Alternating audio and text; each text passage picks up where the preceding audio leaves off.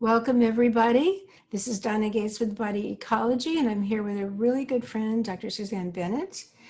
We are actually doing this podcast in the time of COVID-19. And, the media has been telling all of us that what we have to do is wash our hands, don't touch our face, definitely wear a mask, and stay at least 6 feet away from people. But Susanne and I were talking, Dr. Susanne Bennet, who I'll let her tell you more about herself, but we were talking not too long ago, and we said they are missing the most important piece of information that everybody needs to know. So we decided to do this podcast. And so what is this missing piece of information that you absolutely must know to survive this time and many other times in the future when we're going to have more viruses coming down the pike? So that's what this is all about. And I'd like to say welcome, Susanne. Thank you for doing this with me. Thank you so much, Donna. Love being here. You and I have the most amazing conversations. And for us, it's really about natural medicine, isn't it? How can nature be our best friend? So thank you so much for having me on your show. Well, thank you. And the other thing that we have in common is that you are, and your ancestry is Korean, and you're a big fan, and I mean, very devoted to Korean kimchi, and have written the best book out there. I would love it if people, while we're talking, even go to Amazon and look it up or go ahead and purchase it, because it's a great, great book with recipes and beautiful pictures and tons of research on the importance of fermented foods and about kimchi, because really most of they're fermented vegetables. I want us to go into the difference so people aren't confused. Like, how's kimchi different from fermented vegetables or sauerkraut? And then also, there's more research done, I think, on kimchi than on fermented vegetables, because quite a while back, maybe 10 years ago or so, the Korean, something was published on kimchi and how good it was for you. And then I think the Korean researchers have done a lot more research on kimchi since then. But so let's start off and let's talk about the first question is, what is kimchi versus sauerkraut versus what I call fermented or cultured vegetables? Cultured vegetables, fermented foods from different cultures all around the world. And it all depends on when they started making it. It really had to do with thousands of years ago. And I think kimchi is about 13 to 1500 years old. And what they're found is that way back when we didn't have any refrigeration, and these are different cultures. I'm not just talking about Korea, I'm talking about in different areas in Europe and in Asia and in Africa, many different countries. They have their own indigenous foods and they have their own fermented foods. And I know that at least with Koreans, because I became a kimchiologist, doing a lot of research on kimchi for my book, The Kimchi Diet. And I found that, you know what, it all had to do with the fact is during the winter time in Korea, from like November all the way up until March, April, sometimes even May, there's not a lot of vegetation in the wintertime because of the fact that we had ice cold below zero and everything was under snow. So thousands of years ago, the Korean people figured out a way to brine using salt vegetables around October, right when November started. And they found that when they brine it and they mix it with different types of ingredients, it'll last longer. And what they did was they would ferment it, bacteria would grow. They didn't know back then it was bacteria, but they knew that it would ripen. The taste would change over time, over the weeks and over the months. And what they would do is they put these big earthenware ceramic pots into the ground, and they dig up a hole, they put the pot in, and they fill it up with the vegetables that they make. They top it off with it on top, and over the months, they can eat that vegetable and survive and have all the nutrition necessary for those 4 to 6 months of ice cold weather.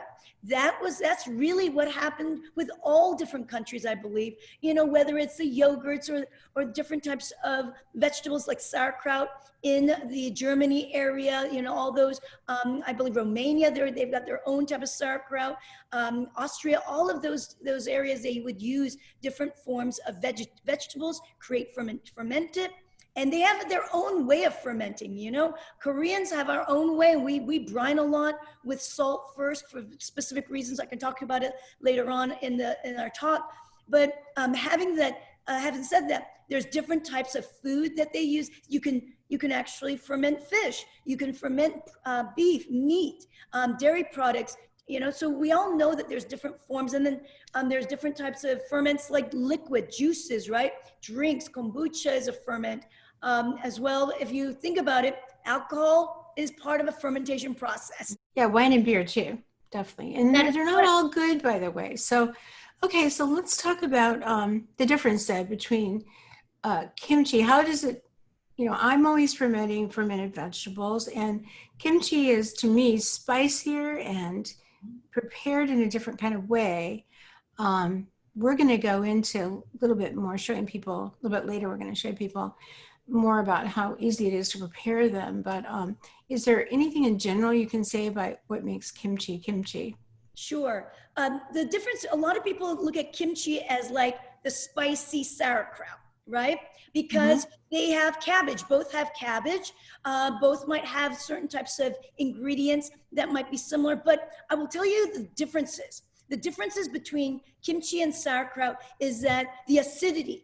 Sauerkraut is much more acidic. Sauerkraut takes more than 3 to 4 weeks to make and ripen. Usually they say you ferment it for 3 to 4 weeks. Some people, you can make it a little shorter period of time. Kimchi ferments within a day to 2 days, and you start eating it right away. That's a very big plus. You don't have to wait for the kimchi. You can ferment it, and what that means by fermentation is that you are putting a substrate, which is a vegetable, some forms of carbohydrates, and usually the vegetable has some types of fermentable carbohydrate in it. For instance, we're very familiar with kimchi that is Napa cabbage. Napa cabbage is very high in fermentable carbohydrates. It's actually the one, in my kimchi diet, I go through 4 phases, but I don't ask people to make that right away, because fermentable carbohydrates can cause you gas and bloating. For instance, beans can do it, so could broccoli, cauliflower, and cabbage. It can cause a lot of gas and bloating because the bacteria in your gut wants to eat it and creates gas. I mean, that's basically it. But if you've got a healthy, robust microbiome because you started to seed it properly with the right types of kimchi as you're going along over several weeks, then the Napa cabbage won't bother you. But I'm talking about the Napa cabbage because it's very similar to the cabbage that's used in the regular round cabbage that's used in sauerkraut. Another different thing about kimchi is that it has the acidity is not as low. Sauerkraut is a little bit lower. The acidity is the pH. I'm going to talk about pH is about between 3.5 to 4.5. That's the acidity of kimchi. Sauerkrauts could be even lower than that, between 2.5 to 3, maybe I'll go to 3.5. That's why it's a very sharper, more acidic tasting. Sauerkrauts is a little bit sharper and more sour, and that's because of the acidity as well. Kimchi also has red pepper in it, which is a wonderful sub-ingredient. And the reason why Koreans, I think about 300-400 years ago, when the red pepper came into the country, they added the red pepper. Way back when, thousands of years ago, they didn't have red pepper. And this is red pepper, which is spicy red pepper with the capsaicin in it and all that. And what they found was that the kimchi scientists found that red pepper slows down the fermentation. So it'll last longer. So if you use red pepper, it may last, kimchi might last for 5-6 months rather than 2 to 3 months like sauerkraut. What else? Oh, kimchi, which is really neat, is that it has carbonation in it. Sauerkraut does not. Carbonation means if you open it up, you might find lots of bubbles, and it's very titillating and effervescent on your tongue when you're eating it. It's really cool. Well, what is carbon dioxide? Again, that is one of the responses in fermentation, in sugar breakdown, as well as there's many other lactic acid, propionic acids. They've got malic acids, mannitol, acetic acid. There's very different types of organic acids, which is actually a benefit of why kimchi is so healthy. But I believe that kimchi and sauerkraut are healthy in of its own right.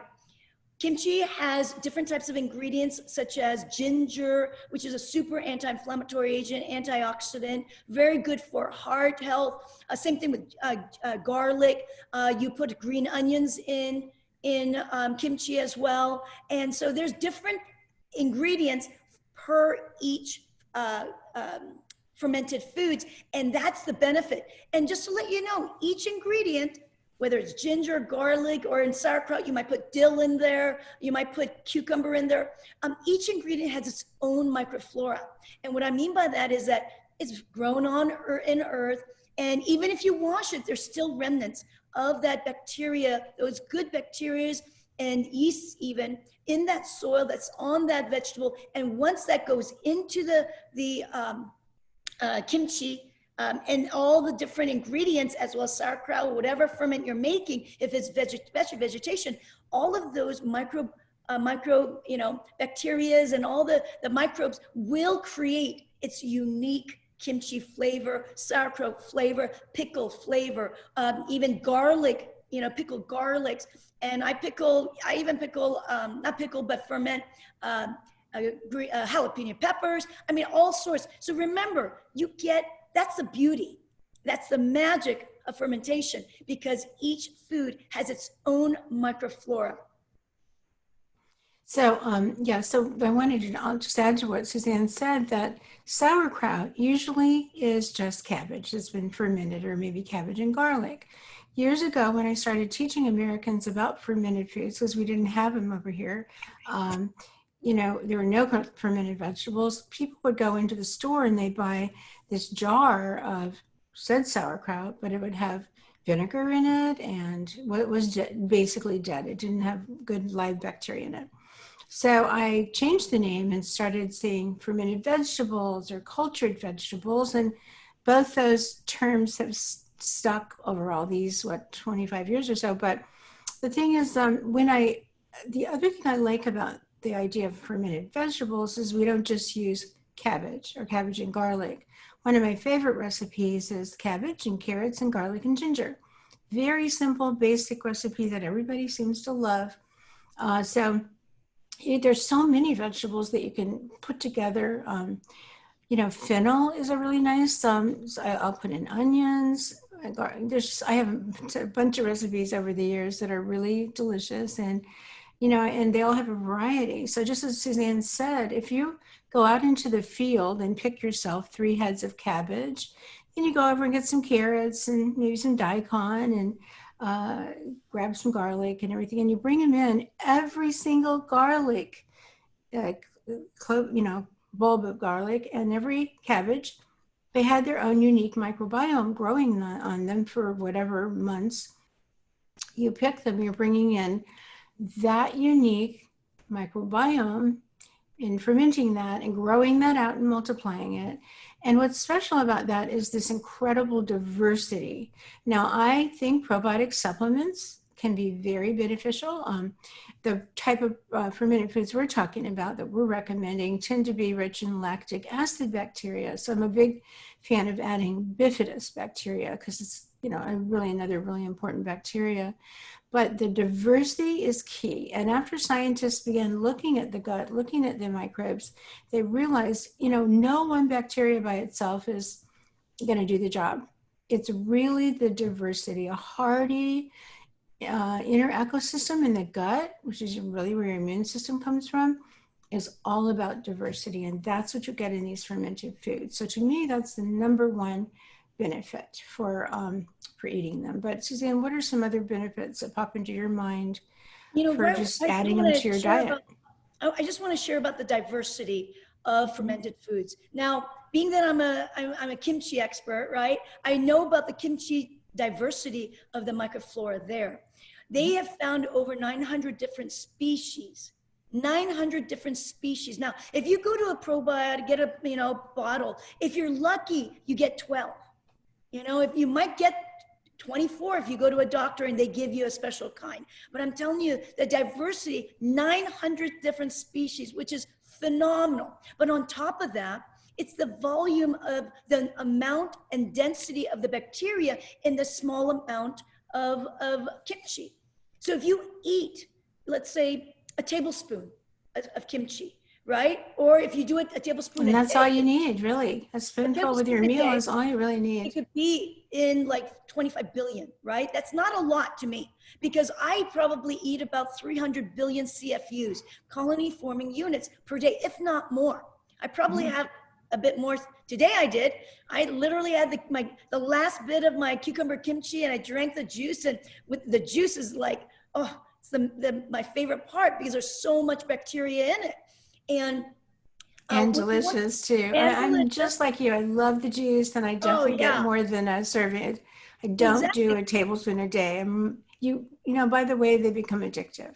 They're very sour, and at first, if you're eating sweets all the time, they seem extremely sour. In days, you'll start to feel like this meal feels dead. So I need my fermented foods or my kimchi added to it. Right.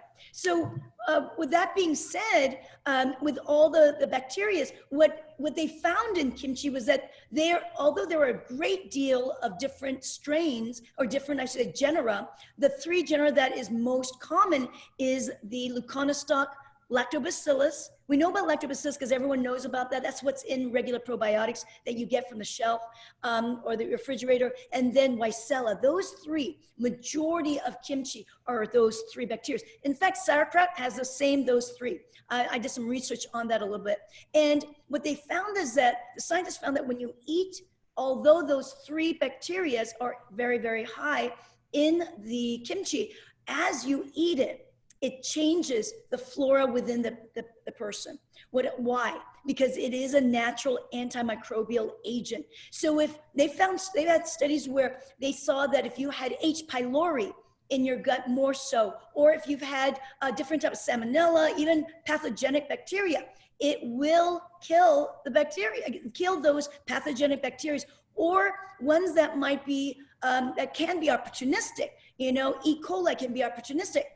C. diff, Clostridium difficile, which I treat a great deal of people with. In fact, I treat a lot of people with C. diff infections by using kimchi and kimchi medicine. So they found that it changes and shifts, even though there's not, there's not like other forms of bacteria. They're mainly, again, Leuconostoc, lactobacillus, and Weissella. There's also bifidus in kimchi, and there's some subtilis, Bacillus subtilis, which is a spore forming. There are varieties. I always pronounce that subtilis. Oh, is it Bacillus subtilis? subtilis. I don't know. I just read things. Yeah. But you're right. Just so people, subtilis? they may have heard of it as subtilis, but it's a really Thank you. important bacillus that has many benefits. Oh, it does, but it's naturally in kimchi, so why pop a pill when you're getting it in your fermented foods and you get the robustness of the numbers of bacteria? Well, health benefits. You asked me about that. Let's go ahead and start. Well, the other thing too, I wanted to kind of have this image in people's mind also that, like, take the one head of cabbage that this microbiome was growing on. Those microbes have learned to work together. From the time that cabbage was a tiny little seed in the ground and it was growing and growing and growing to a big head of cabbage, they were on that cabbage protecting it, and they did that by working together. So that is extraordinary, and that, again, is nothing man can ever duplicate. It's just what I always call the wisdom of nature, and we can't duplicate it. That is absolutely correct. I mean, what's fascinating is when you think about the trillions and trillions of bacteria in your gut, you have the outside environment inside your body. How beautiful and crazy is that when you think about it, really, right? Because that's the truth of it. We've got microbiome everywhere. We've got bacteria everywhere. We've got viruses on our skin, on our hair, on our lashes, in our eyes, inside our eyeballs, tear glands, up our nose, mouth, all the way down, all the way through, vaginally. It's even inside a pregnant woman inside the womb. I mean, you can't believe the science now that we're finding it. In the last 10 years, it's really became much bigger of looking at the human microbiome of all different areas of the body, because we have, even in the brain, they're finding the same bacteria, not as many of them, but the ones in the gut are in the brain too. Exactly. The communication, the gut-brain axis, it's amazing. And if you think about, okay, so if that's the case, then we really got to nourish what is the easiest, which is going into our body, what we eat every day. What really got us fired up, everybody, is that we were talking, and I happened to mention that there are things, myths or misunderstandings, totally wrong information circulating around the internet, and people don't know enough about these foods to know what to believe. So what we want to do is cover the 4 most common myths circulating around and clear up, this misinformation and tell you the truth. So the first myth is all fermented foods are the same. So if I ask people about or mention fermented foods, the first thing that pops into their mind is kombucha. So Suzanne, you want to speak to that? Is Sure. kombucha anything like, or is it as good as kimchi? Okay, so let me share what kombucha is, and then I'll tell you the difference. Kombucha uses this, it's called a SCOBY. It's this, how do I say, it looks like a flying saucer. And it's fungal based. It is fungal based, but with this fungus, the fermentation occurs, and then you have to put sugar in the liquid, and this kind of like fungi, colony of fungi with bacteria on the top, and it creates this fermentation. The difference about some of the bacteria might be similar, but there's a lot more yeasts grown in the kombucha, but also the one thing that people don't talk about is the ethanol. Ethanol is the basic chemical name for alcohol. Alcohol that we drink in spirits, in beer, in wine, basic alcoholic drinks. That is the pure chemical name substance is called ethanol, and that's one of the byproducts of kombucha fermentation. Whereas when it comes to kimchi, there are some yeasts, but majority are lactic acid bacteria. Lactic acid bacteria are formed after fermentation with salt because lactic acid bacteria love salty medium. What happens is that when you ferment, when you're brining the vegetables first in kimchi, you've got to do it for a certain number of hours, usually 1 to 2 hours, sometimes 4 to 6, depending on the type of vegetable. And what that does is that the salt, sea salt is what I use, the sea salt actually kills off any type of pathogenic bacteria, salmonella, shigella, streptococcal, E. coli, whatever is in the soil and that might be grown on the vegetables, it'll kill off the bad ones, and then slowly what kicks in because of the salty medium is the lactic acid bacteria. What are those? Like I said, the lactobacilluses, the bifidus, the Weissellas, the Leuconostocs, Pedicococcus. I mean, I can go on and on. There's many, many different kinds. But Susanne, I'm glad you reminded me of something actually, so I'm glad you said that. Over the years, I've had people make their fermented vegetables and then they didn't eat them because they were afraid that maybe they were poisonous. We would have people call the office and say, I followed the directions, but I made them last week, but I'm afraid to eat them. So here's the thing. If they look pretty, like if they're bright and colorful, and if they're not fermented properly, you can tell they're gross looking. And yes, I know I have my little batch here too. And my lighting is, by the way, not as good as Suzanne's. I couldn't get the lighting right today for some reason, but these are fermented just from cultured vegetables and they're bright, even though the light's not great. Versus if I had made them wrong, or if Suzanne had made them wrong, they would have been gray. And I've even seen them where they have this ugly stuff growing around the sides. I've even seen stripes, like pink and gray stripes, and then they smell horrible. So clearly they didn't ferment. So don't be afraid to eat them. I hope that what Suzanne said made it clear that first thing they're gonna do is they're gonna wake up and kill anybody around in their environment that's not gonna be good to live with, basically. That's right. And if you make it properly, in my book, The Kimchi Diet, I give you exactly every direction. There's 4 phases of kimchi making. First you want to brine it, prepare and brine, and then you want to make all the kimchi paste, and then you mix it all up, and there you go. You just pop it into the glass jar, whatever you've got. And when you're making kimchi, it's really there's it feels very nurturing. I don't know what to say, except there's like loving Because adult. it's like how great people feel when they put their hands in the dirt or they grow a vegetable and they have such a sense of satisfaction. Just it feels really good to make them. You're taking something made by the earth and turning it into something that's even very medicinal, really. And there is a tremendous sense of satisfaction. It's a peaceful, almost like a form of meditation, basically. I agree with you on I that. agree on that. I've often, many times, my way of making kimchi, I don't use any type of fire. What I mean by fire is stovetop. I don't make Mm. any rice porridge with it. I only do everything manually. So I have made kimchi outside of my backyard many times. My mom comes over and we make kimchi together. You'll probably see some pictures of that in my book. But boy, it feels, even because of the fact that it's an ancient functional food. It's functional food means it gives you so much value and health benefits with that, not just from the fact that you've got probiotics, but the organic acids that I was talking to you about earlier, really awesome benefits. One benefit is, of course, butyrate, but it has ingredients that are antioxidants.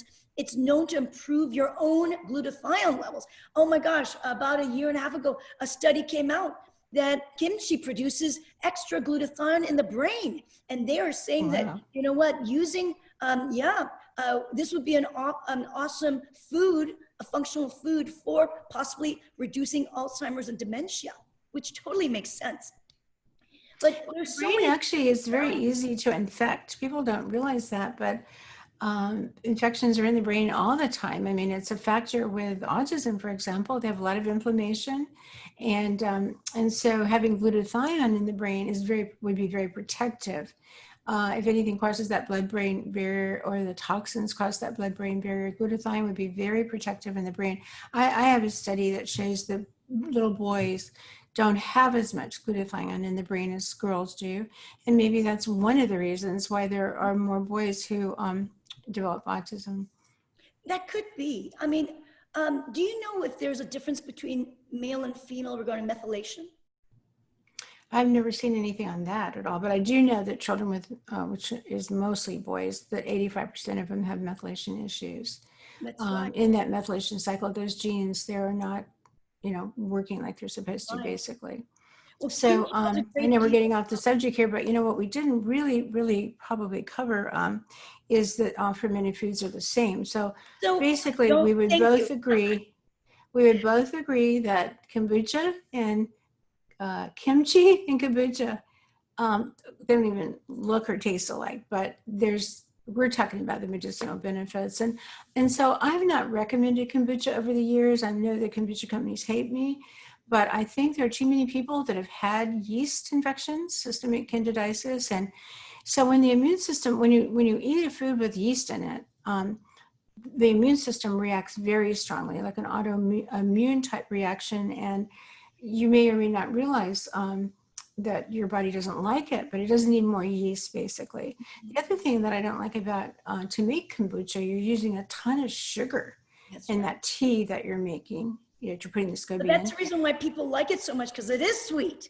Yeah, It but is. it's not good for you. And it's good for the yeast. That's what it's in there for, to grow. They feed off of yeast, but it's not good for you. And for many people, they do get a lot of gas from it. I don't recommend it. I would rather people, if they want to drink, even, like Kavita, for example, is one I'd rather steer people toward over most of the kombuchas. And then also the reason it has yeast in it is because it's a wild fermentation. Beer is wild fermentation, and it's just not good for us, basically. And so, like, for example, when I make my fermented vegetables, they're closed up in a jar. The air isn't circulating all around them, bringing yeast into them. Sourdough bread is a perfect example of a yeast fermentation. You mix a little flour and water together, you leave it out in the open, and then the yeast from the air come in and start fermenting that starter, basically, that you're making. So if you've ever had yeast, just yeast isn't a really good thing to put in the body. So that's why I'm not big on that one. Now, there's a bunch of fermented products that are dairy based, and There are millions and millions of people all over the world happily eating dairy fermented foods like yogurt and kefir. So it's not that I'm against that at all. As a matter of fact, I've often helped people, kids and all, that were off of dairy for a while, be able to slowly but surely go back to it because their mothers wanted them to have that calcium and so on in their diet and that food. And it's a nice thing to give your kids in the morning when they go off to school, is a glass of kefir. But it's not good for people when they have leaky gut. It's not good for people when they have lung conditions like asthma or bronchitis or anything where there's too much mucus in the body. Dairy is out. I agree. I agree. You know, the one thing that I did want you to know regarding just, the last bit about what's the difference regarding the GI microbiome. When I test out my patients, majority of my patients, I do gut analysis. It's a stool analysis. And I actually use two of them. I use GI map and I use Genova GI effects. And the reason why I like to do both of them, one is a PCR that looks at all the different types of bacteria, mainly bacteria and parasites. And that's the GI map. But the Genova looks at the functionality, looking at your short chain fatty acids, if you're digesting your foods properly, if there's inflammation, if you've got inflammatory markers, etc., including your microbiome, also the different types of bacteria and commensal, opportunistic or not. But what I found was that whenever I did a stool test on patients that were just over the top, excessive, not majority, I'd say 70% of the bacteria are super high, which means there's an overgrowth, excessive amounts of bacteria, yeasts. All of them, good and bad bacteria, or? Yes, there is an overgrowth. So that's very similar to, let's say, a SIBO, small intestine bacterial overgrowth, or large intestine, a LIBO, whatever you want to call it, large intestine bacterial overgrowth. And what I often ask is if there's someone that they love drinking kombucha, and sure enough, more often than not, they love kombucha. And that's how they've created their own, SIBO and large intestine bacterial overgrowth, or fungal, SIFO. Exactly, small intestine fungal overgrowth, large intestine fungal overgrowth. All of these overgrowths can be caused by drinking too much of the kombucha. That's what I'm finding. And that's part of the reason why I don't think it's at all that myth to me. It's not the same. You just gotta read up on it, and you gotta ask your doctors too. A lot of the functional medicine doctors know this. Great, I'm glad you said that because you've got that experience. I didn't know that. So let's cover another myth. So we've cleared up myth number one. All fermented foods are not the same. They're quite different. And we're big fans of fermented vegetables. I would put them at the top of the list. Not that I'm saying that yogurt and kefir for people that thrive on that aren't good at all. I think more people, almost everybody, can do well on the fermented vegetables and kimchi unless they have SIBO or SIFO. So Susanne, would you speak to that? Like, why not when you have those conditions? In my experience, Donna, I actually add kimchi little by little right in the get-go. And the reason is because most people who've got an overgrowth of bacteria, they also have other forms of bacteria that might be problematic. So what I mean by that, they might have more H. pylori, which is higher up. Although it is a natural bacteria that lives in our stomach, but they might have an overgrowth. Or it's become pathogenic. It was okay, like commensal, not a problem, and then it became pathogenic. It can become, absolutely, because it can start eating up and creating acid in your stomach and creating actual ulcer. So there's many different reasons why bacteria should be in a specific range. Not enough is not good. There's always that sweet spot. Too much is not good either. You want it to be balanced.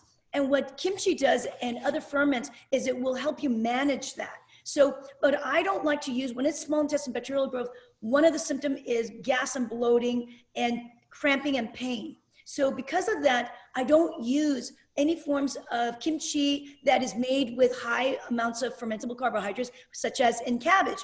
The first ones that I recommend is starting with cucumber kimchi, or start with pickles.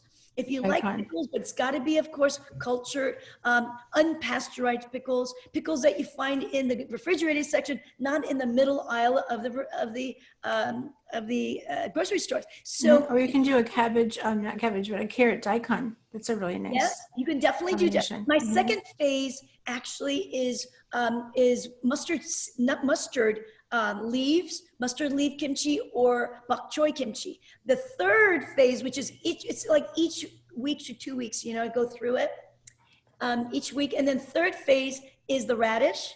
And then the fourth is the Napa cabbage. So within 4 to 6 to 8 weeks, you're slowly seeding the good bacteria, even if you've got SIBO or SIBO, small intestinal bacterial overgrowth. Any forms of digestive disorders or digestive issues, I start it with cucumber or pickles, because it doesn't give you that gas and bloating.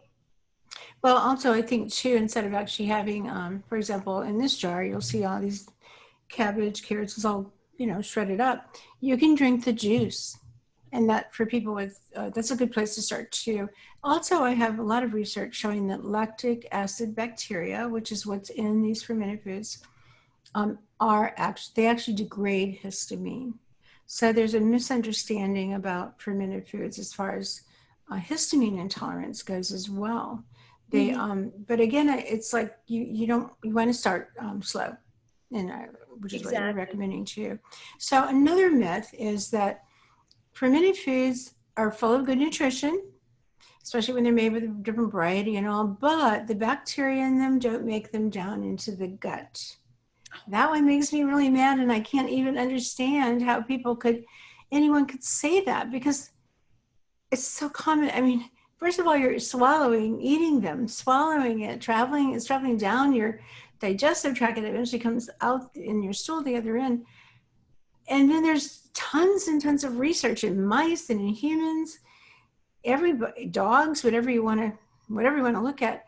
There's bacteria from the fermented vegetables or kimchi in the stool. So please don't believe that myth. But Susanne, do you want to add to that? I truly believe that having fermented foods, the bacteria does reach the gut, down below the stomach. Now, a lot of scientists or doctors are saying it doesn't bypass the stomach. The stomach is very low in acid, and it'll kill the bacteria unless you've got. Wait. I'm confused here. So the stomach's high in it has a low pH, but it's high in acid. That's what you mean, right? It's acidic. Say? You said the opposite. I'm so sorry. Yeah. So the stomach is an acidic environment, so it's going to kill. It is a very acidic environment, the stomach. That is correct. So the thought is, well, they must kill the bacteria. They must die once they reach the stomach. And you didn't mean, that's what you were going to say, right? What I meant was that the stomach is an acidic environment. It's more acidic when you're eating food. Remember, the way our stomach processes and creates the juices so that you can break down the proteins is that it brings in and creates hydrochloric acid within the stomach by the parietal cells. And that's when you're eating food. That's number one. But when you do, you got to realize kimchi, and as well as other lactic acid bacteria ferments are low. The pH is low. It is an acidic food. So the bacteria can live in an acidic environment. They're acid-loving bacteria, lactic acid bacteria. Exactly. Then the things I was just going to add to that is a whole lot of people, especially almost everybody as they get older, lack stomach acid. So having lactic acid bacteria in your stomach, which is supposed to be an acidic environment, is a plus. Absolutely, it's a plus. And another reason is because the lactic acid bacteria actually produces amylase, proteases, lipase. They produce enzymes. Literally, these bacteria produce enzymes so that you can it'll help you pre-digest your food for you. So that's another, as we age, we don't produce as much enzymes. But if you eat more of the ferments and fermented foods like kimchi, sauerkraut, etc., you're going to be able to get better digestion. And what that means is when you better digest and you break down your macronutrients, then the extraction of the vitamins the vitamin Bs and vitamin K, all of that, K, extraction of these amino acids all get much more, robust. Absorbed Much too, more. yeah. And And that's I like for people to imagine, you put a few spoonfuls on your plate, you eat them with your meal. They're traveling down your digestive tract with all that food, extracting the minerals like Suzanne said and all, but they're breaking down that food, making it more digestible. So they are a form of enzyme and super important. I mean, people who have, this is something I've heard for years. People have told me I can't digest eggs, so I never eat them. First of all, eating organic eggs helps a lot, like versus the bad eggs that most people are eating in the world. And then if you can get them fertile, they're even easier to digest. But those same people, if they eat a spoonful or so of fermented vegetables with their eggs, have no trouble digesting their eggs. Sometimes when I am really short on time and I just need something really quickly and I'll just have a piece of protein, let's say, I don't have time to make a vegetable, I'll just add a couple of spoonfuls of fermented vegetables onto the plate, and that's a complete meal. I've got protein and vegetables right away, immediately. So they're fast food too. I'm right there with you, Donna. I mean, today it was funny. What I had for breakfast, I had oatmeal, and to me, it's gluten-free oats. I'm someone that I cannot go without some carbohydrates because my body is geared towards Me it. too. I can tell right away if I haven't had them, I don't sleep very well. And I'm like, uh-oh. People don't realize that we need carbohydrates because we need carbohydrates to feed our bacteria, feed our microbiome. But I'm also someone that I don't have a lot of reserve. I don't have a lot of fat on me. So because of that, I need a little bit of carbohydrates here, and not a lot. But what I did have was I had the oatmeal with my cucumber kimchi that I told you I had, and it just was a complete meal to me. It was so yummy. Yeah, sounds great to me too. If you're listening to this and you think that is weird, I could never, I want sugar in my oatmeal and honey or something, you'll change your mind as you start bringing these foods into your diet. That I can promise you. So, okay, so just remember this. Myth number 2. Yes, they have good nutrition, but absolutely they colonize the gut. They bring good bacteria down into the stool.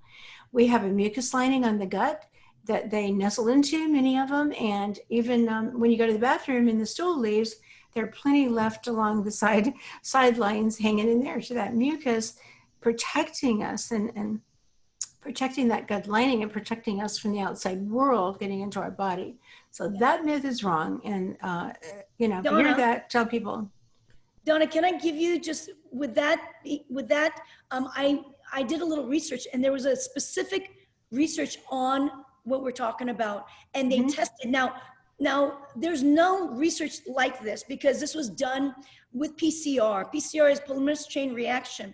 And what they did was they looked at Korean women, a small group though, Korean women, and they took a look at their stool sample, when they ate a small amount of kimchi, which is like 15 grams of kimchi, which 15 grams is about a tablespoon of kimchi per day, to 150 grams. Is it okay if I talk about the study? Because this study really blows my mind. Yeah. I tell you. Was this on obesity? We could talk about that one too, but this is one by Journal of Nutrition and Food Science, and changes in Korean adult females' intestinal microbiota resulting from kimchi intake. So I'm going to just give you the gist of it.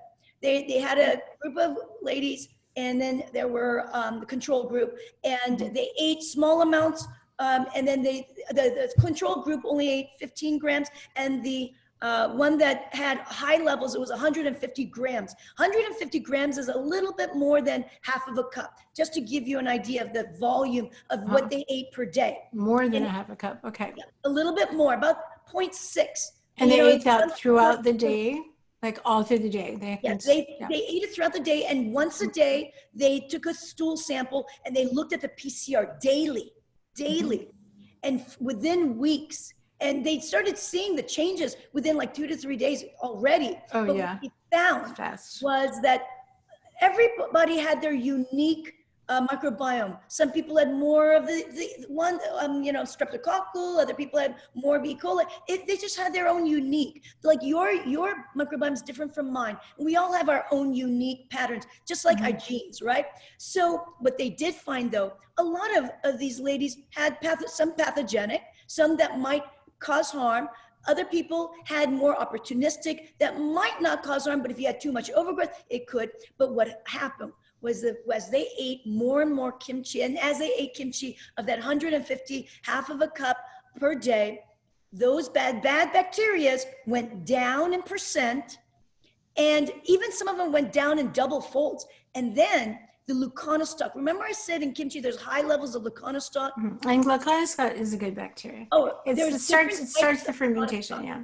Yeah, leuconostoc cerevisiae, I think that's how you call it, or curvaceous. That's right, curvaceous. Like leuconostoc curvaceous, they found reduces high cholesterol in your body. And that's a very common bacteria in kimchi. So what they're finding is the leuconostoc just shoots right up and the bad ones go down. And that they found that in the stool. They didn't find it up high. They found it way down when they did their poop test. So this is probably one of the key studies that shows that, yes, we get bacteria all the way down into. Well, you just reminded me that I have this paper right here. It was called from the Journal of Nutrition, a critical review. These scientists did sort of research, and they found 19 different other studies that were done on exactly that. And so this is called, does consumption of fermented foods modify the human gut microbiota? The bottom line of all those studies was absolutely. So there's plenty of proof. I mean, well, I think we've dispelled that myth. I definitely think that we need to have more, because more studies. More studies. Oh yeah. Well, you know why? Who makes money on this? Not the drug companies. They're certainly not going to do studies on it. But it's interesting for us. And remember when we were talking, you sent me over that one on mood, anxiety, how their Annie is. Go talk about that. Oh, absolutely. Yeah, they've known for a long time that bacteria, not for a long time, but in the last maybe 10, 12 years, that the different bacteria, of course, have many different benefits, but some of them affect your mood, like depression, for example. Actually, the word kefir in Turkish means feel good. And by the way, I think this is interesting. The legends around kefir is that it was actually the food of Noah's Ark. So that's how they survived. But there's a lot of cool legends around these. Sometimes we should do a podcast on all the legends surrounding all these different fermented foods. So you're the one that sent me that study on how I think it was kimchi, is anxiolytic, meaning anxiolytic, calming to people with anxiety. So again, that's a great thing. Certainly have a lot of anxiety right now. So another plus for eating it. So there's many, many benefits. We're sort of covering tons of them throughout this talk. Now let me get to the myth number 3. This one really, really concerns me. I have had 3 different women over, this year. Yesterday, actually, was the 3rd one. She was pregnant, and I said, "Oh, I hope you're getting a chance to eat fermented foods." She said, "Oh no, they're dangerous.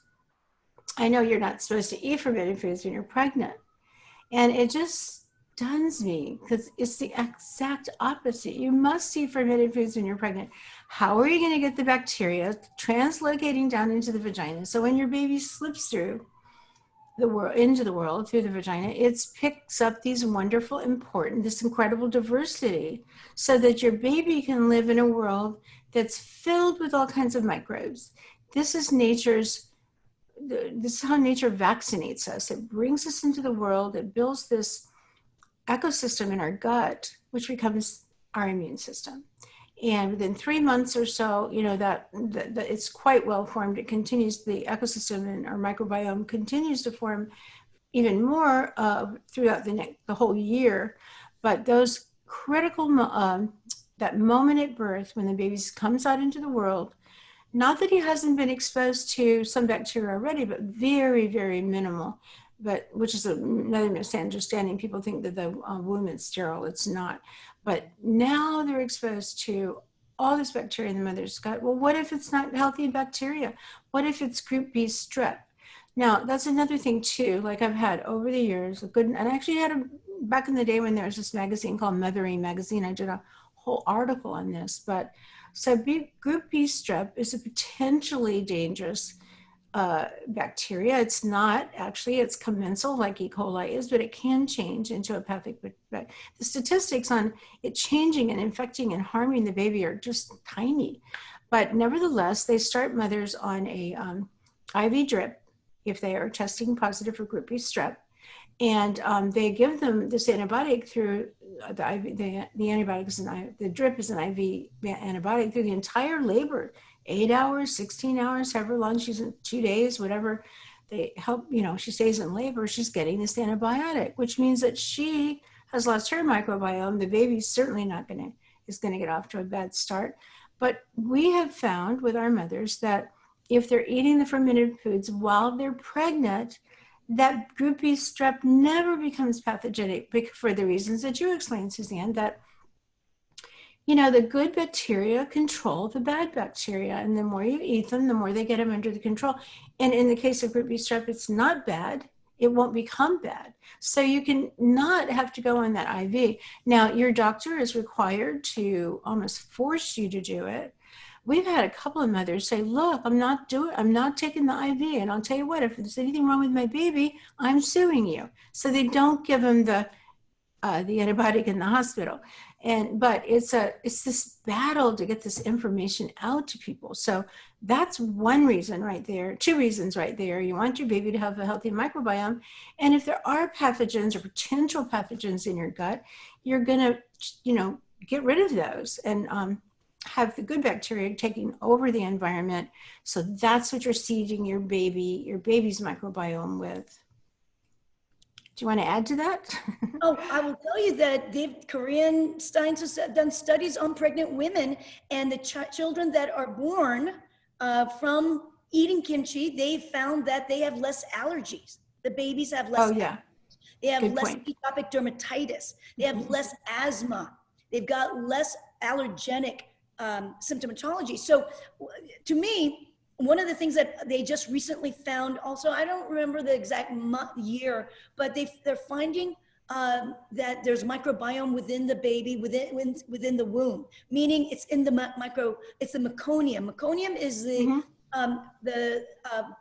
material that's inside the fetus or the babies. It's inside the womb. It's in the intestinal tract. They're finding bacteria in there. So tell me, how did it get there, right? You got to think about it that way. Actually, the first time the baby actually has his first stool or bowel movement, that is the meconium. Exactly. I didn't know that. That's interesting. Wow, that's interesting. Well, yeah, because it's not an environment that's colonized with a lot of bacteria like the skin or the vagina, but it's there. And, these are the things they're still constantly trying to figure out, like how does this bacteria move around the body and get up into the brain or get into the meconium of this baby. Okay, so go ahead. My take on that strep B. A lot of the women that comes to me saying that they have strep B in their vagina, and most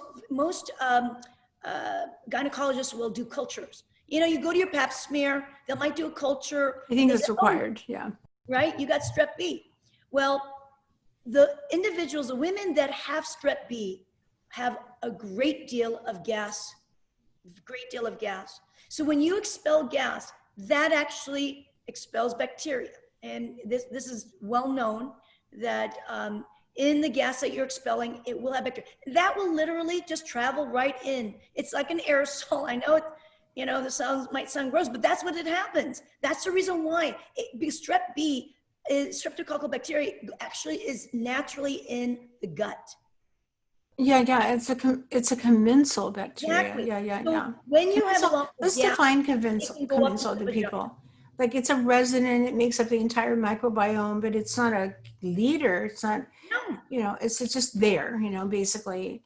So actually we covered the 4th myth that I wanted us to go over, which is about histamine. If you have histamine intolerance, They always tell you avoid fermented foods. Well, it's not fair to throw all of them into the same bucket and say avoid all of them because, as I mentioned earlier, lactic acid bacteria degrades histamine. So we did cover that earlier. So I just wanted to make sure that was, I had 4 myths that we were going to cover today. But now, Susanne, would you just kind of tell everybody, get your jar back out there, show us. I wish I had that jar in my house right now. This is radish delicious. Phase 3, my favorite. Radish, you know, Korean radish is a little bit different. You've heard of daikon, and you could probably find daikon everywhere. Even health food stores, yeah. But do you have to go to the Korean? Do you have to go to a Korean store to get Korean radish?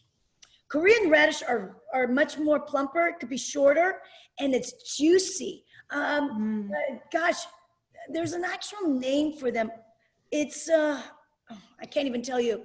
There's different types of radishes. There's many different kind of radishes out there. But you have to go to a Korean market to get them, right? You see, or Asian market. I mean, most of the time I've only found Alpine. They're called Alpine Radish, the Korean ones.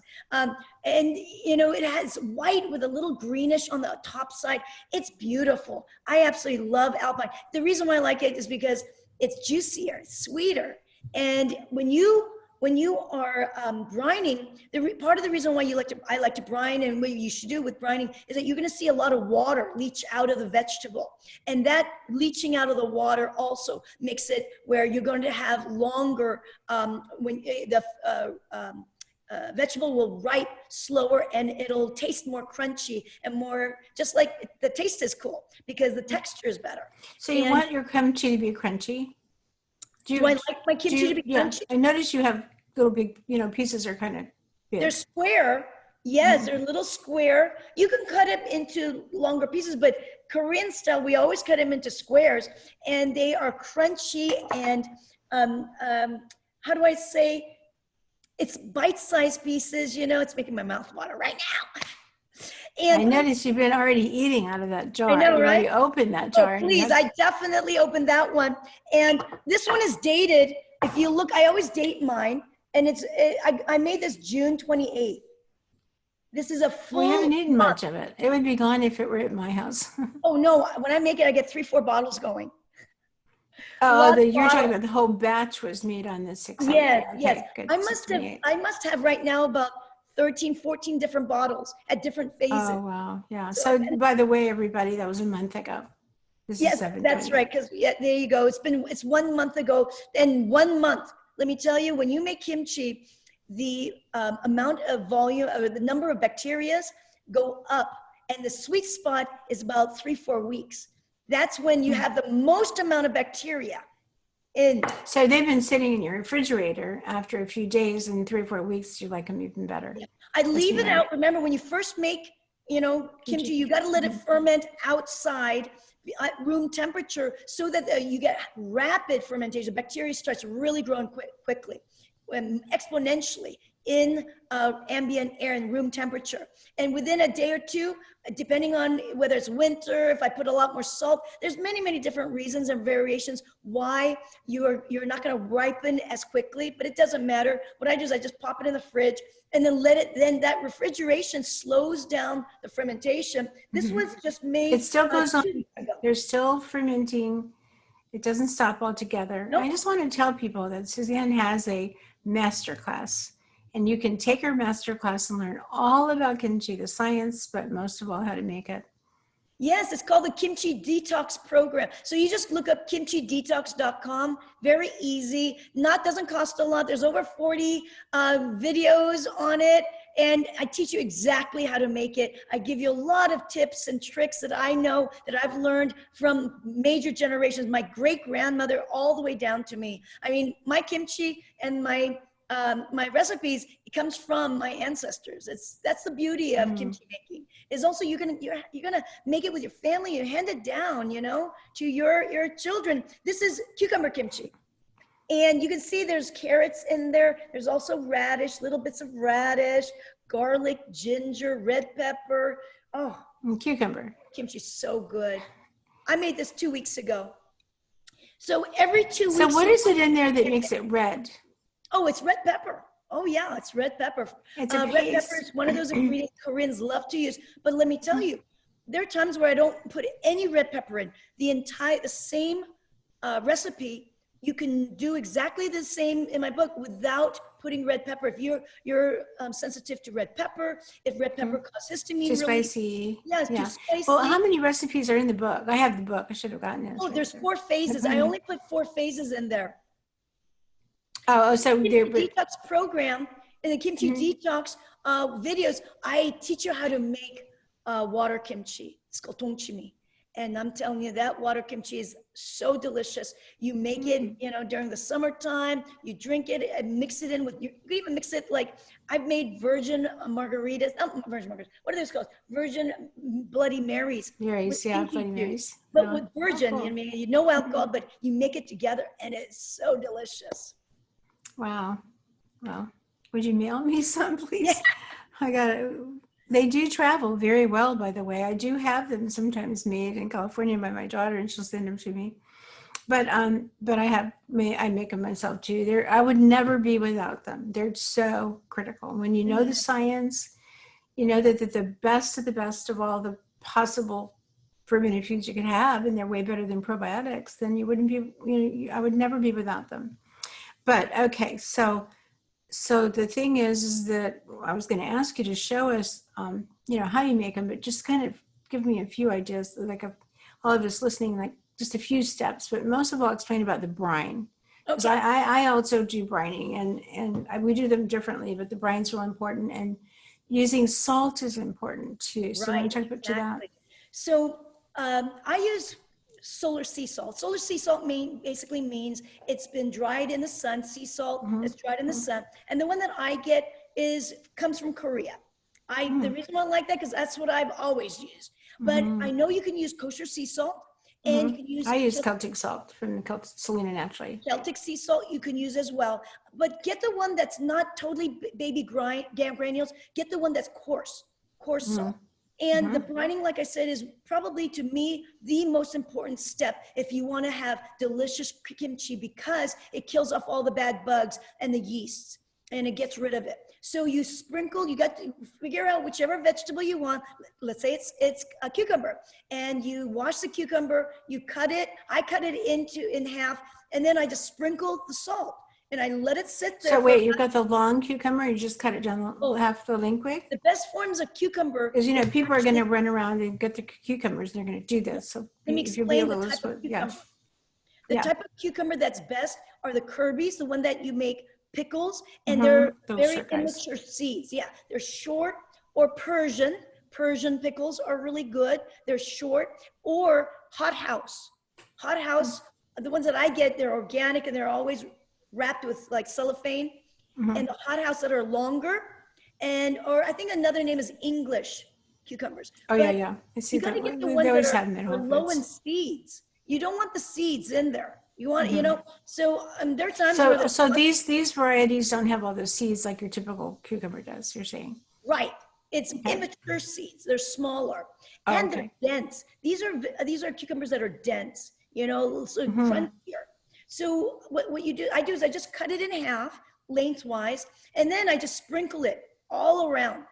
And usually within, if I were to do like 8 Kirby's, the shorter ones, 8 to 10, I might use probably a quarter cup of salt, and sprinkle it on and let it really draw out. Remember, if you think it's too salty, because I always taste it after I've brined for an hour to 2 hours, I always taste. I just cut up and just have a taste of it. And if it's too salty, I'll dip it in, purified water. Just take a little extra salt out. You're gonna find. So how long are you brining the pickles for? About an hour to 2 hours, depending on how fat it is. It just depends on your vegetable, how fat it is. If I'm brining, let's say mustard greens, it doesn't take very long because there's not a lot of density, right? But I need to brine it at least an hour to 2 hours because I want all that bacteria to go, the bad ones. Okay, so then what? After you brined Then after you've brined, then what I do is I prepare the kimchi paste. Kimchi paste, again, garlic, ginger, red pepper, carrots you can put, green onions you can put. I use fruit. The fruit is most important because that's the substrate where the sugar is. I don't ever use sugar. You can use sugar. Don't get me wrong. Sweet tasting kimchi is yummy kimchi, but I've been to many, many different stores in Koreatown getting these different kimchis, and they all add a lot of sugar or rice porridge. Although rice porridge is fine, it's just that you've got to use the stove, and I just like to do it the ancient way. You know how my ancient ancestors made kimchi. But the fruit, I either grate it or I chop it up in little fine pieces, and that's the substrate. And then once I do that, I mix it all together. You got to cut up the cucumber. They're long, so I cut it up into little small bite-sized pieces, like so. And then I mixed all the paste together. That's the third, step. And then finally, after you've mixed it all together, you got to taste it. You're going to taste it. If you put red pepper, like I said, red pepper is an ingredient only if you want it. But I'm big on red pepper. I love red pepper. Well, what type of pepper? There's so many different types Korean of pepper. Red pepper. Oh, you got to get Is that available at Whole Foods or somewhere? It is or do you have to go available again to an Asian market? online. I've seen it on Amazon. Is it fresh? It's a fresh red pepper? It's a red pepper powder. Thank you for asking that. Okay. It is red pepper powder. And when you get it's in my book. On the back of the book here, I have resource, and then I tell you where you can get on Amazon, because I like that specific red pepper coming from Korea. I want you to know, I discovered. And you can get it here in the U.S. Yes, through Amazon. And what if people are listening to this in the UK or Australia? They can get it. I've had people get it from everywhere. Well, they've had Amazon, yes. From my Kimchi Detox program, I have students all around the world. I mean, like Kenya, and Romania, and you name it, they're everywhere. So they're able to get the red pepper. They are. That just reminds me, I was reading today about another study showing these researchers looked at all over the world. Where are there the fewest number of COVID-19 cases? Oh, yes. And number one, well, actually Korea hardly has any. What did you tell me? 300 people? 300 people right now who have deaths, 300 deaths. You're absolutely right.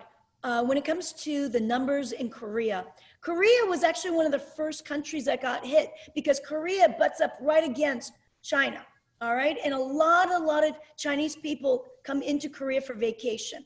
So Korea was one of the first countries that started seeing SARS Corona 2, the COVID-19 disease. So what ended up happening was, Korea's actually been hit by the SARS-1. If you remember in 2002-3, right? SARS-1, that got hit. And MERS also, MERS, that's the one in the Middle East. So they are well prepared. They know how to handle these types of epidemics.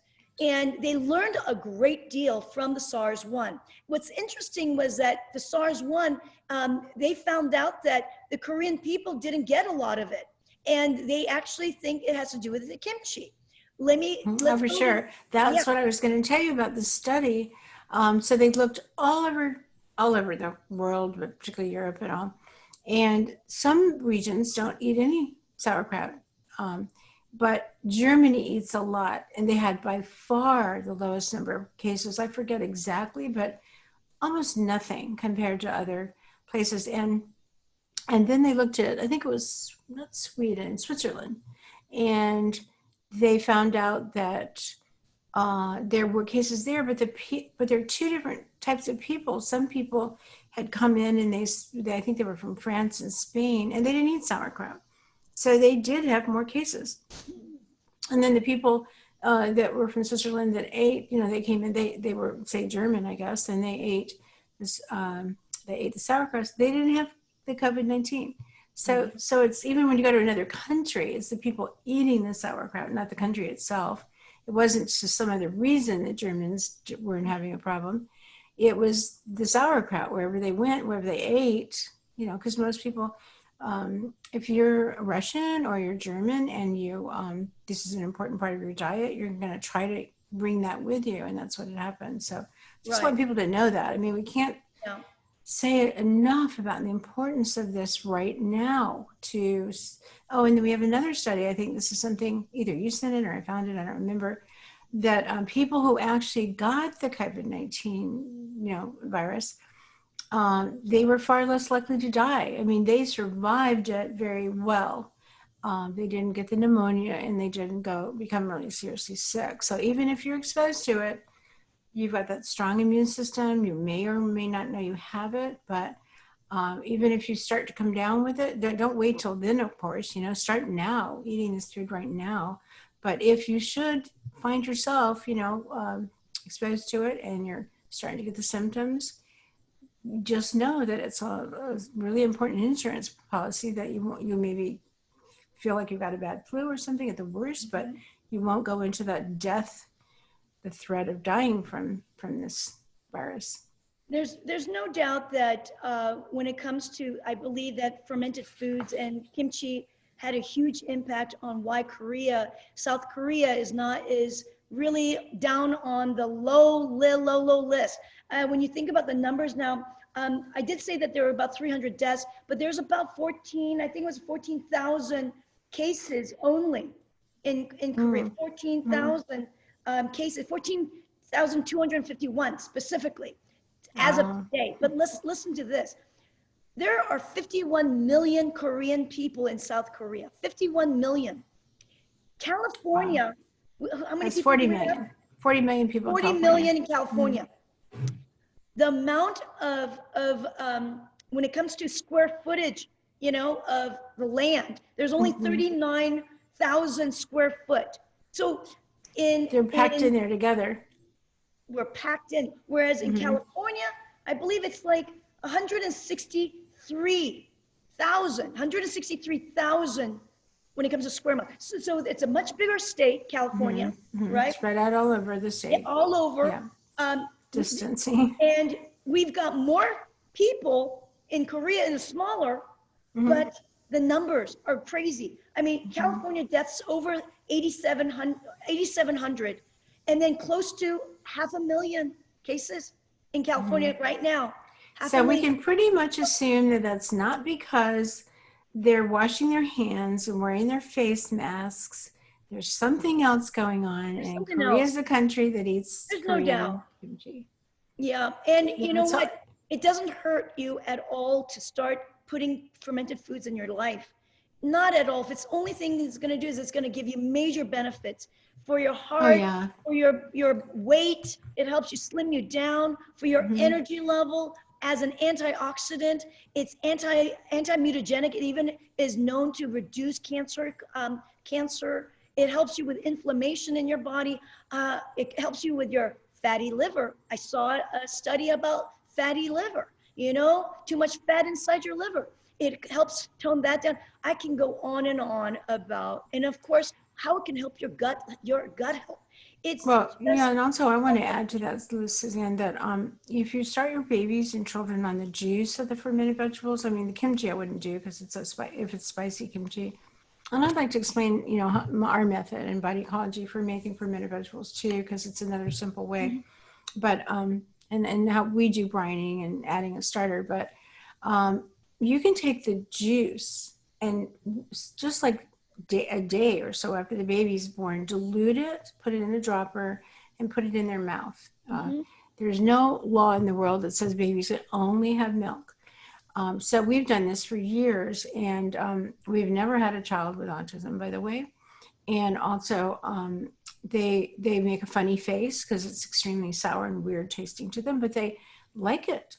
And a lot of little videos and pictures where people have sent me their first pictures of the baby, the first taste that he gets. And but they grow up loving it. And here's the important thing: they aren't drawn to sweet foods, which is a big deal.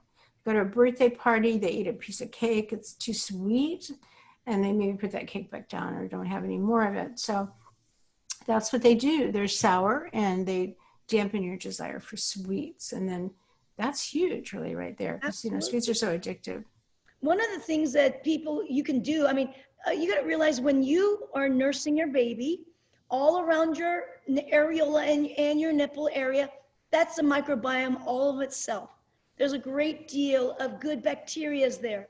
So, make sure, I'm a big, strong proponent when it comes to breastfeeding. I think it's super important. And please don't wash your breasts every single time before you want to feed your baby. No, let that continually nourish and grow. And of course, you do want to take a shower once a day, but I don't mean like, there's like these little breast, washing wipes. And I think that's absolutely horrible because that's what you're putting into your baby's mouth, right? You can also take that kimchi juice or sauerkraut juice, and you can put it in, of course, it's non-spicy, around your areola. You could do it that way. I've taught people when they've got sinusitis and fungal infections in the sinus cavities, you can put a little bit of that liquid up the nose, not the red one, but the non-spicy. And there's an actual bacteria called Lactobacillus sakei, Lactobacillus sakei, that is low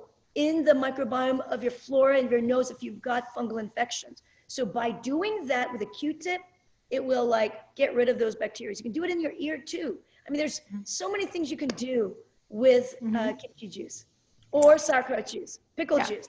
So I always say, I don't use sauerkraut anymore. I always say fermented vegetables or cultured vegetables. And here's just an example of a very simple, basic recipe. And all you do really is you take in in this case, cabbage and carrots, garlic and ginger. I shred them up in a food processor and put them in a big bowl. And then I make a brine by taking the Vitamix and put water in it about 2/3 of the way. I actually put in 2 or 3 sweet red apples, chop them up and put them in there. And then I put in usually about 2 tablespoons of salt. I do use the Celtic sea salt from Selena Naturally.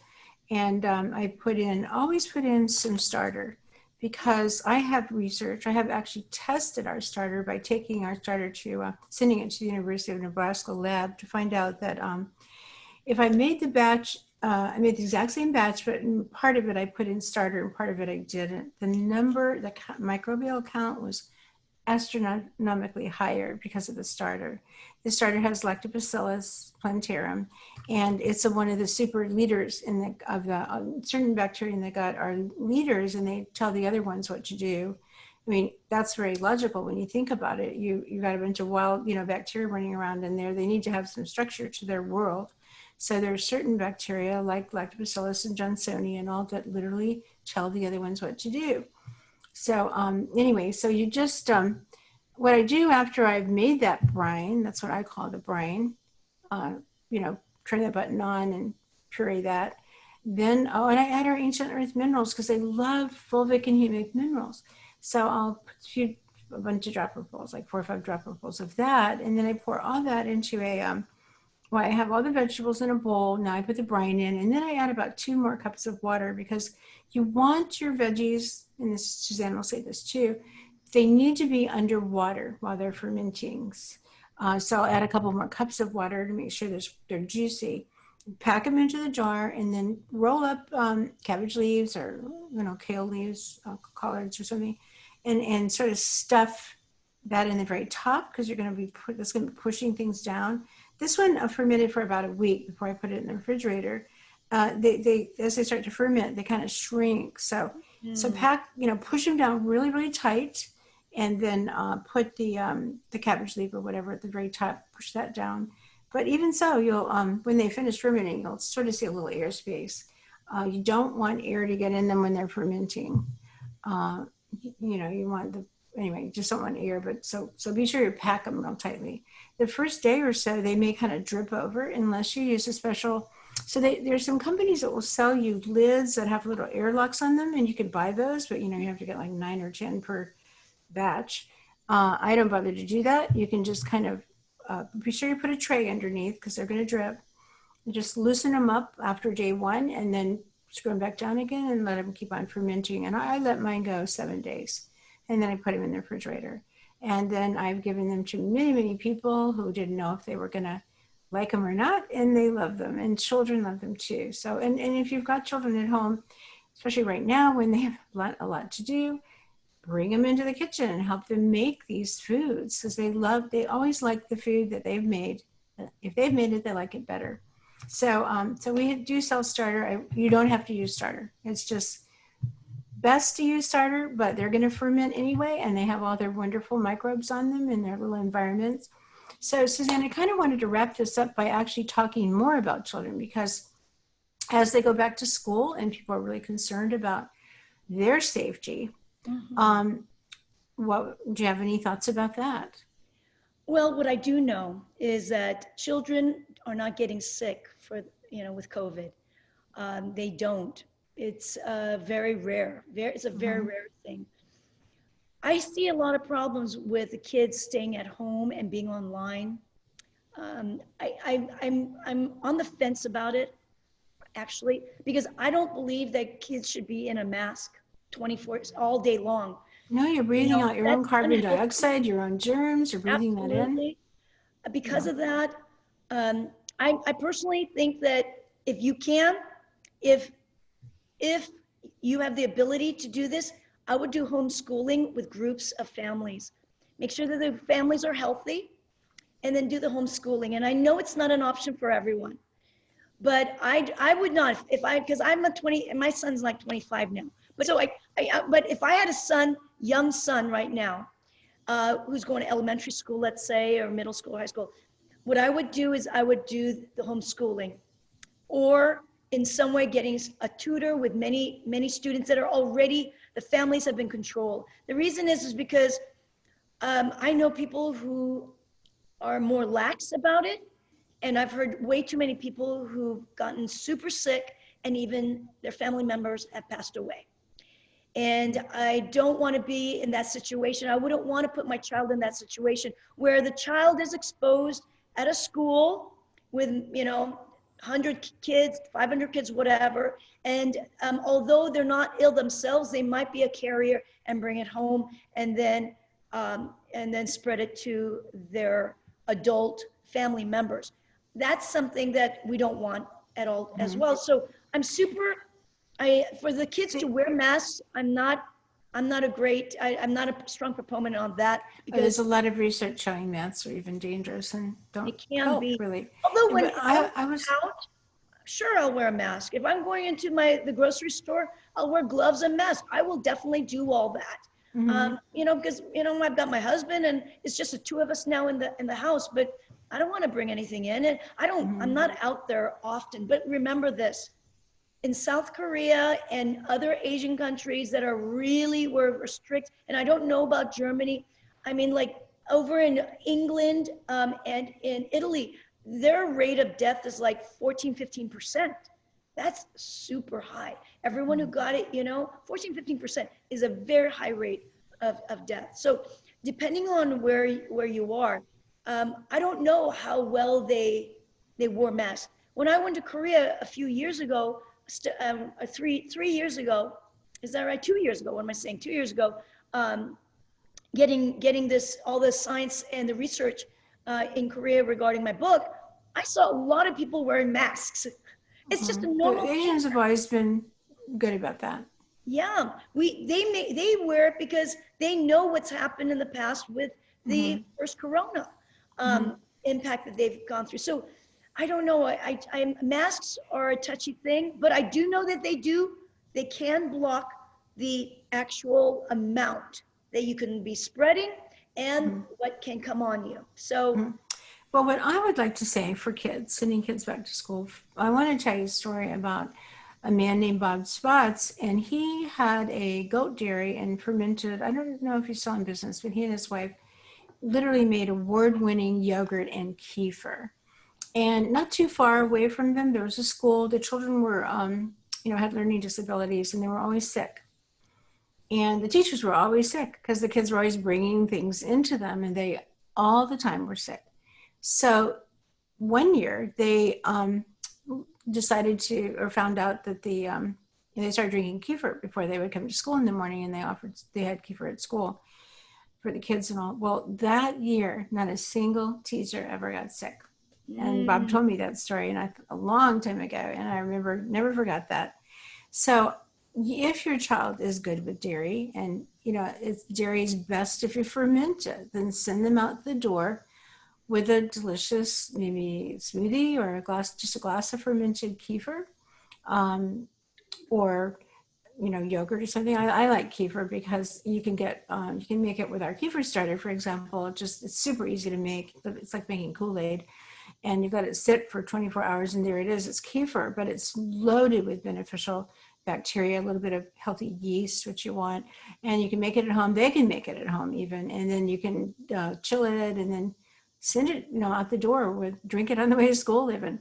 But again, you're building their immune system. So, and then put fermented foods into the diet because they're going to build that immune system. And so if a child goes off to school with a strong immune system, his chances of ever contacting it or becoming a carrier are almost nil. So that's really the way to protect your child, not masks or washing your hands. I mean, kids don't wash their hands, and especially at school. But also I wanted to say, going back to what we said in the beginning, nature does vaccinate us in the beginning of life by putting this inner ecosystem into place. And that's what you want to keep doing, that you only have that short period in your life where being exposed to the good, healthy bacteria in the birth canal, and then the breast milk is helping to grow that out with those sugars, feeding that bacteria. But for the rest of our life, we have to grow and maintain a healthy inner ecosystem by eating these fermented foods that Susanne and I have been talking about all for so long here. So nature vaccinates us, and then nature gives us these fermented foods to eat throughout our entire life. I did want to mention one important thing in case I don't get a chance to reach people again, but the Gates Foundation has invested $350 million for developing a vaccine for this one virus. Well, guess what? When this is over, there'll be other viruses. They always come. So we can't just wait for a vaccine and think, okay, as soon as the vaccine's here, we're safe. We're not. So we have to think beyond vaccinations. And if you are somewhere where you're forced to be vaccinated, or you have to choose vaccination, or you want to be vaccinated, it's all about having a strong immune system. Vaccinations were designed for people with strong immune systems. They got one virus injected into them, and their immune system had to be strong enough to fight back and build antibodies to that virus. So again, it's all about the immune system. And you can take fermented, like bifidus. Like I always take bifidus, usually about 5 capsules a day, because they're really, really good for example, constipation and keeping you regular. They do so many things. They produce GABA, so people feel calmer and have, again, less anxiety. But so I do take bifidus, but I just can't stress enough the importance of adding these fermented foods to your diet. And so I want to thank my good friend Susanne Bennet and all the things she's added. Highly recommend you buy her book. It's a great gift, by the way. I'm giving them out all the time, and I give away my recipe book. But we have lots of recipes on our website, which is bodyecology.com. And Susanne, how can they reach you? They can go to my website, drsuzanne.com. And that's with an S, not a Z, drsuzanne.com. And, actually, on my website, you can get a free download.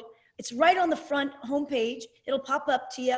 And my cucumber kimchi is right there. I give a free recipe there.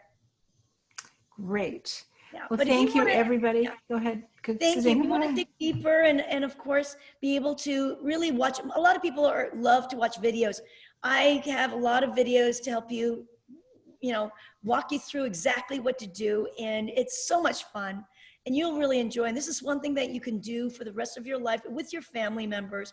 It's very, very easy. And don't feel that it's like a chemistry lab. Once you do it once, it's so easy and it's fun. It's fun to do. And the benefits are far greater than, how long it takes and the things that you got to do for it. It's really, the benefits is what you're going to love, absolutely love. So learn to make kimchi and learn to make our fermented vegetables. We also have a course on that. And build that immune system. And don't be so worried about succumbing to the virus. So thank you very much. Thanks, Susanne.